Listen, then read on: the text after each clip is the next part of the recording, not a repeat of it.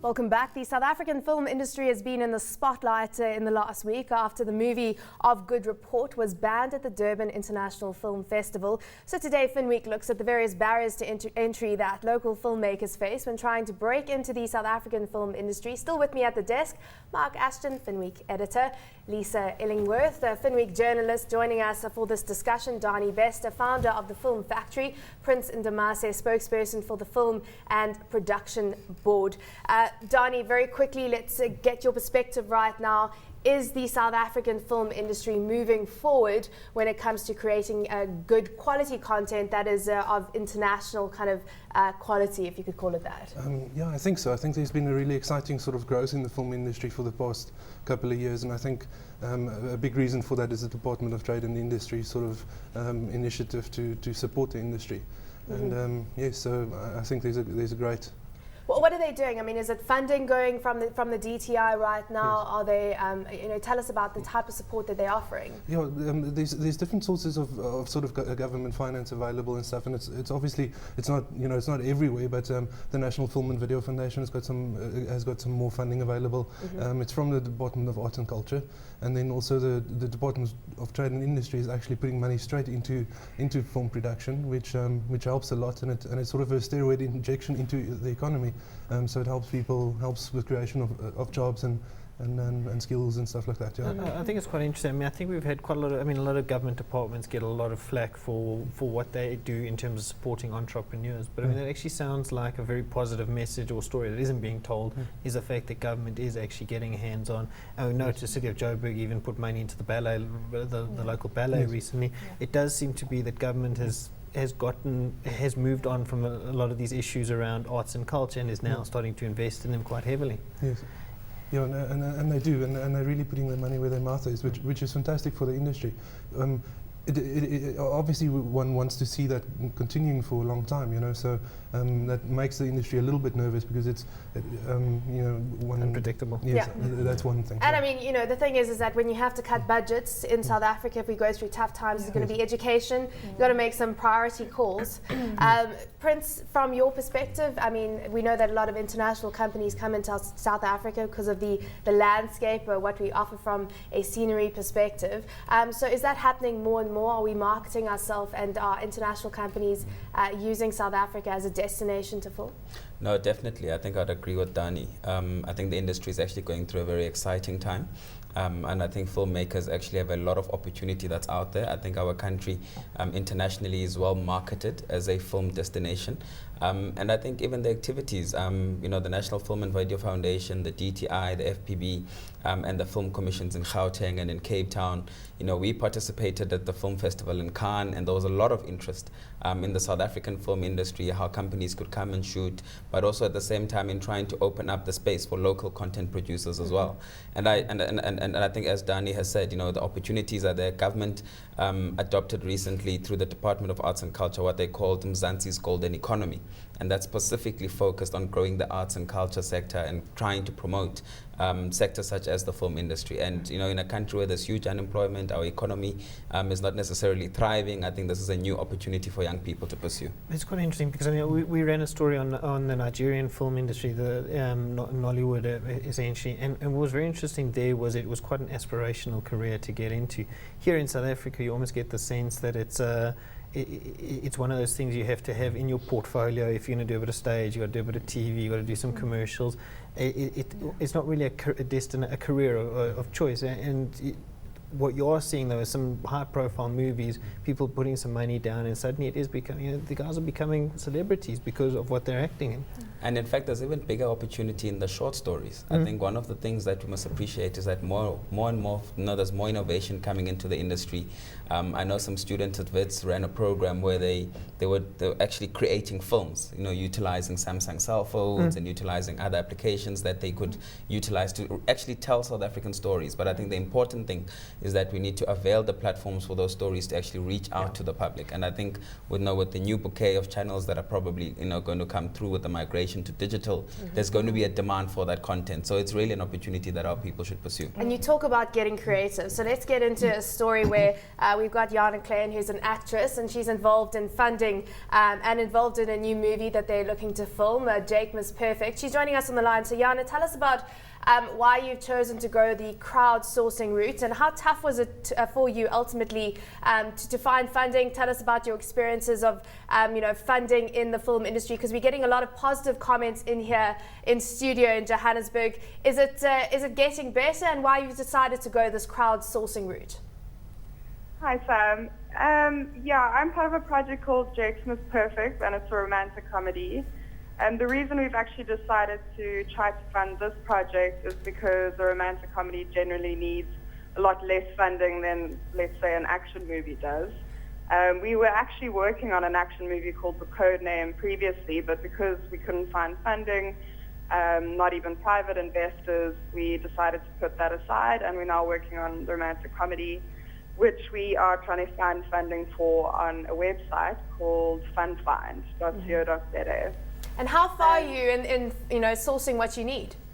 Not really close enough. We're trying to raise 250,000 rand, but at the moment I think we are on 2,700 rand. So far off the mark right now. I mean, far off the mark. Yeah. So what did the private investors, when you're looking at other avenues to fund the project, I mean, what was the response you got? And as an actress yourself, and certainly knowing a lot of actresses, it's tough. It's a tough industry to be in South Africa. So what's the response that you got from potential funders? I don't think funders are really used to investing in film in South Africa. I think it's quite a new concept here. But I don't think everybody realizes that it essentially is really a business, and that if the movie does sell a lot of units, then there's quite a lot of percentage to get back.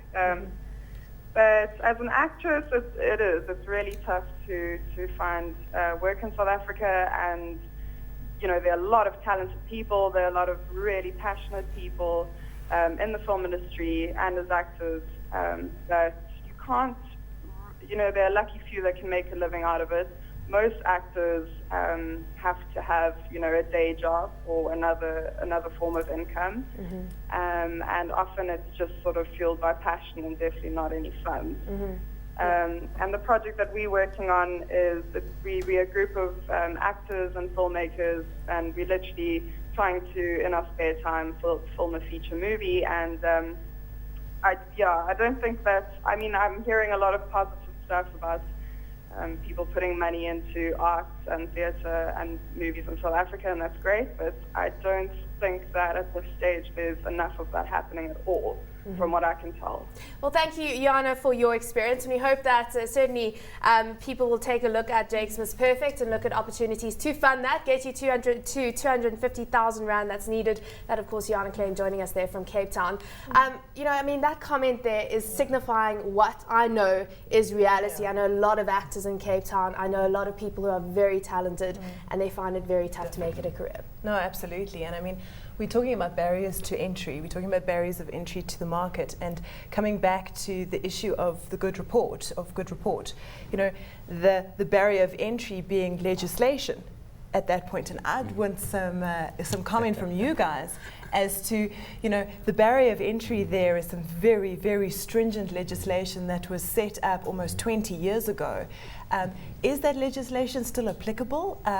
Does it need to be relooked at? How do you guys feel about that being a barrier to entry of people in our market? Yeah, well, look, I think as a country we need to be very sensitive, and I think ourselves as the Film and Publication Board, we go the extra mile in trying to not forget where we come from as a country, and I think we've got a very strong history of censorship, and we would not want to take the country back there.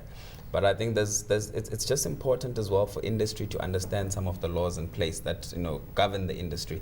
The legislation we work on is actually a legislation only passed in 2009. So it's quite a fairly recent legislation. And I think one of the important points and lessons that as industry we need to learn out of this particular case is that, you know, our rights in democracy don't only apply when we must protest, but our rights also apply when we must actually make input into legislation, when we must make input into classification guidelines, because none of these things get passed unless there can be evidence shown that there have been public consultations. And to this extent, I think industry has not necessarily put its foot forward. They have not necessarily participated enough so that they could have their voice heard. And those parties that have participated, you'd find that their comments and inputs actually have found themselves into the legislation. So I think, and again, you know, we're a young democracy, these cases will come up, we'll have to deal with them, but ultimately, I think we need to, at all times, you know, stick to the principles of the Constitution, promote this industry, and really try, you know, have as little barrier as there is to the market and for people to enter the industry. I'd almost argue that having discussions is equally important, irrespective of whether the film is actually produced, but actually having the discussion of that this could be, you know, this is topical. We should actually talk, hey, South Africa made a movie. It ran up against this barrier, but it's really cool that we have actually developed this movie and we've created content that is out there and it creates a discussion. I guess my question then to Danie is, you know, we've just seen on listening to Jana there about how difficult it is to create a movie. How difficult is it to justify the business case for building a film at the moment in South Africa? Because the payoff, surely it can't be there at the moment. It's a labour of love rather than a labour of profit. I think there is money to be made, and that's. I think the Afrikaans industry is quite healthy at the moment.